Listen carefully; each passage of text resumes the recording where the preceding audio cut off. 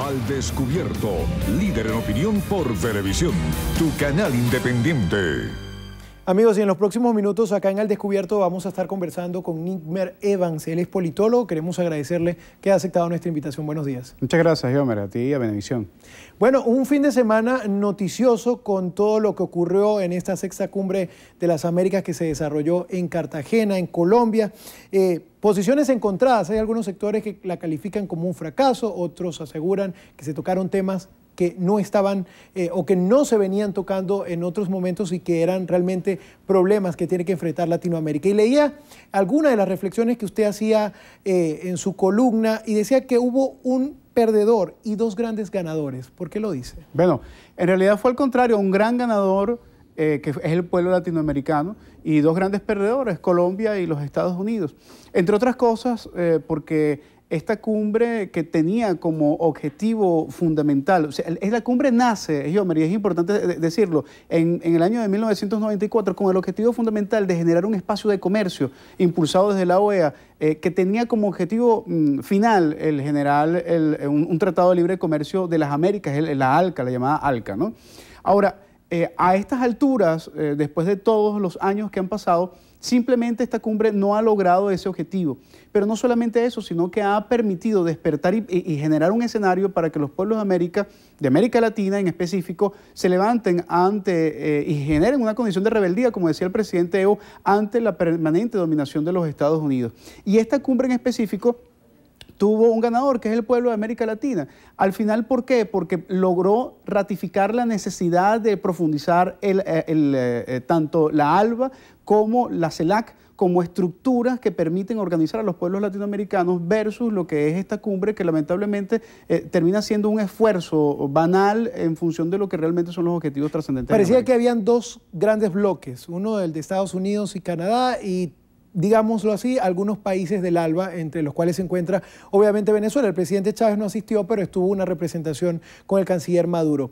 ¿Es el tema discordante o fue el tema discordante el de Cuba, la ausencia de Cuba, el hecho de no estar dentro de esta cumbre? Yo creo que hubo dos grandes bloques un poco más marcados. Yo creo que la posición tanto de Estados Unidos como de Canadá, alineado sin duda alguna con el gobierno de Santos versus el resto del continente que no tuvo ningún miramiento en asumir efectivamente que tanto la presencia de Cuba en la Cumbre de las Américas como la necesidad del posicionamiento del tema de las Malvinas eran elementos fundamentales para poder continuar y darle sentido a la cumbre. ¿Por qué cree usted que no se incluyó el tema de las Malvinas en esta sexta cumbre? Sin duda alguna, porque entre otras cosas hay un interés por parte no solamente de Canadá, sino de los Estados Unidos de profundizar sus relaciones con el Reino Unido. En ese sentido es más que evidente la incidencia del Reino Unido, que además recordemos que es la representación de Estado oficial por parte de Canadá. Recordemos que la reina de Inglaterra efectivamente es la representante del Estado de Canadá y eso es una cosa irónica. Fidel Castro incluso lo asomaba en relación con el hecho de la contradicción de que no esté Cuba presente con representantes que efectivamente tienen un interés estrictamente latinoamericano y caribeño versus una Canadá que tiene intereses más allá de América. Pero el presidente Obama decía que él estaba abierto a asistir a una cumbre de las Américas donde estuviera Cuba, pero una Cuba libre, de acuerdo a su juicio. El asunto es que Obama y los Estados Unidos, aún a pesar de criticar que el resto del continente se quedó en la Guerra Fría, quienes están todavía en la Guerra Fría y en las concepciones de Guerra Fría, en la diferenciación entre comunismo y entre la democracia, entre comillas, en la concepción liberal, es Obama y los Estados Unidos. ¿Por qué? Porque en Cuba hay una forma de gobierno que está sustentada sobre el reconocimiento de su propio pueblo y en ese sentido el resto del continente ha reconocido el hecho del liderazgo que existe en Cuba, a diferencia de Estados Unidos, que todavía no reconoce que ahí hay un gobierno que ha durado y que permanece sustentado bajo las bases populares. Pero hubo consensos en algunos puntos, por ejemplo, la lucha contra lo que sería la delincuencia organizada transnacional. ¿Usted cree que hubo algún avance en alguna materia en específico que pudiese resaltarse en esta Cumbre de las Américas? Hubo la necesidad del presidente Santos de generar algún tipo de documento que mostrara o tratara de disimular el fracaso contundente de la cumbre en este sentido. Lamentablemente la cumbre no fue exitosa en cuanto a los objetivos reales trazados en su agenda, pero para Colombia aparentemente fue un triunfo. Y lo digo porque, a ver, hubo intereses económicos que al final sobrepasaron los intereses reales de los pueblos de América Latina. El TLC con Estados Unidos. Se concretó el Tratado de Libre Comercio. Por supuesto, pero eso ¿a quién le conviene? Le conviene a quien ha estado impulsando permanentemente ese planteamiento, que ha sido el gobierno de Santos. ¿Cómo puede impactar este Tratado de Libre Comercio a Venezuela, tomando en cuenta que obviamente somos frontera con Colombia? A ver, primero, el impacto para Colombia realmente a mediano a largo plazo está comprobado que estos tratados de libre comercio lo que generan es un empobrecimiento y una decadencia y dependencia absoluta de las estructuras económicas con los Estados Unidos, más de lo que ya existe de por sí. Pero además, tenemos que tomar en cuenta que siendo Colombia frontera con Venezuela, sin duda alguna, la posibilidad o el incremento de la movilización de productos que se generan como consecuencia de este Tratado de Libre Comercio, sin duda alguna, tratarán de penetrar a las estructuras, al Estado venezolano a través de diversas vías y la intención es generar una presión al gobierno venezolano en ese sentido. Me gustaría ya cambiar de tema. Este fin de semana, el domingo específicamente ayer, cerró el plazo establecido por el Consejo Nacional Electoral para los nuevos votantes que se quieran inscribir en el registro electoral y aquellas personas que querían actualizar.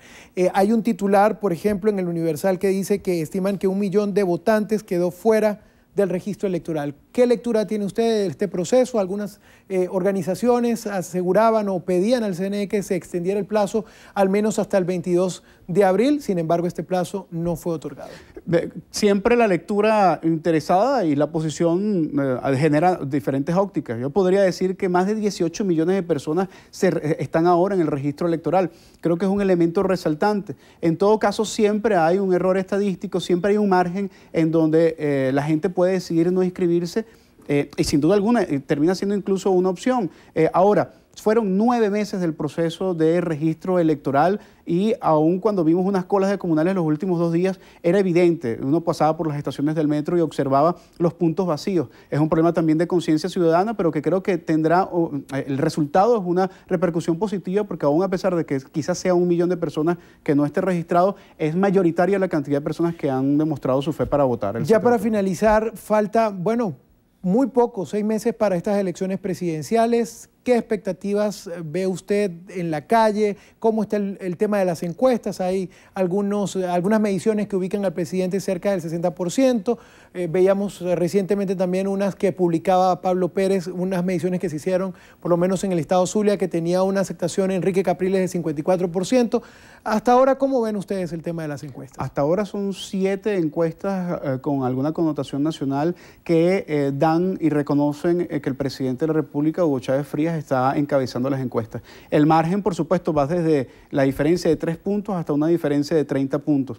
Pero creo que sin duda alguna la percepción general, incluso reconocida inevitablemente por la misma oposición, es que efectivamente quien está en este momento encabezando la opción presidencial para el 7 de octubre es el presidente Hugo Chávez Frías. ¿Puede cambiar esta percepción? Creo que la tendencia hacia el 7 de octubre va a estar absolutamente determinada por la salud del presidente. Creo que es un elemento importante a considerar a lo largo de estos meses, pero si se mantiene la tendencia a la recuperación, creo que es absolutamente inevitable e irrevertible este hecho. Queremos agradecerte, Nickmer, por haber aceptado la invitación, hayas compartido estos minutos con nosotros, temas importantes para toda la población. Amigos, llegamos al final del Descubierto. Ahora vamos con nuestra compañera Gualesca Mansi y la despedida.